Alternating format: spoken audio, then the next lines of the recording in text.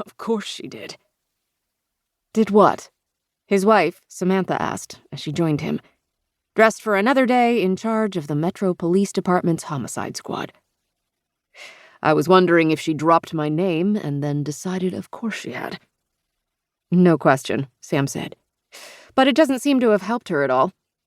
There were a lot of ways they could have arrested her.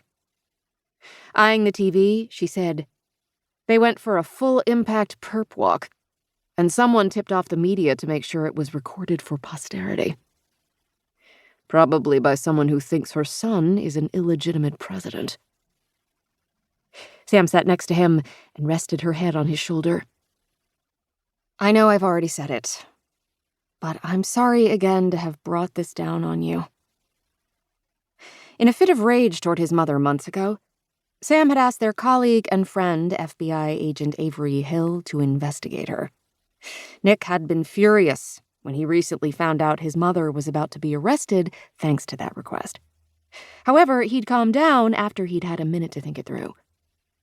As always, his mother was causing him pain. He wasn't going to allow her to cause a marriage crisis for him, too. No way. You didn't. She did. At least we had a heads up it was coming, which we might not have gotten without Avery's involvement. Did they say what she's being charged with? Sam asked. Misdemeanor state prostitution charges and federal money laundering. State prostitution charges won't pack much of a punch beyond the salaciousness, but the money laundering is a bigger deal. That's almost always a RICO charge. Tell me more about that. Under the Racketeer Influenced and Corrupt Organizations Act, RICO charges are invoked when someone has engaged in a pattern of racketeering activity related to an enterprise. So, if she's been laundering money through another company to cover the activities of her bordello, that meets the threshold for a RICO charge. Wasn't that what mobsters were charged with? Often, yes. Awesome. So my mother will be lumped in with mobsters and other famous madams. His personal cell phone rang with a call from his father, which he took, knowing Leo would have heard the news and was calling to check on him. Hey, Dad.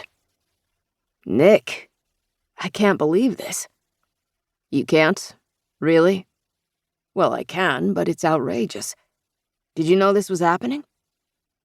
I knew it might be coming, but not when. I'm sorry you'll have to deal with this. She's caused you enough hell and heartache in your life. This is the last thing you need right now.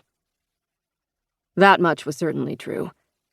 He'd spent the last few months trying to convince the American people that he could handle the office he'd never been elected to, and having his criminal mother marched across every screen in America wouldn't help anything.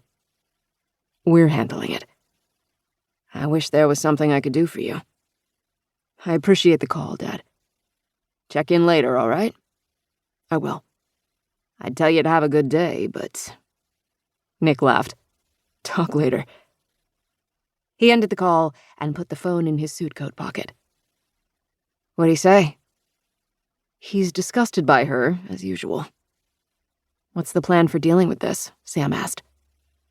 I spoke with Terry and Christina earlier. He said of his chief of staff and press secretary. We'll issue yet another statement that says the president has no relationship with his mother, has never had any relationship with her, and will have nothing to say about her arrest. I think that's the right way to go. Not that I know anything about these things. Thanks to me, you know more about crisis communication than you thought you ever would. That's a fact, Mr. President. Nick held her close for a minute before they went their separate ways for the day. He drew most of his strength from her and their relationship, which was a bright light at times like this, when outside forces threatened to intrude on their sacred bubble. I wish there was something I could do for you, she said. This helps. He breathed in her familiar lavender and vanilla scent, hoping it would rub off on his clothes and stay with him through the endless day. What's on your schedule for today? More work on the mess Stahl left us. We're reviewing all his old cases and figuring out which ones were investigated and which ones had reports that were total fiction. Damn, that's got to be a grind. We have to go back to every witness who was supposedly interviewed.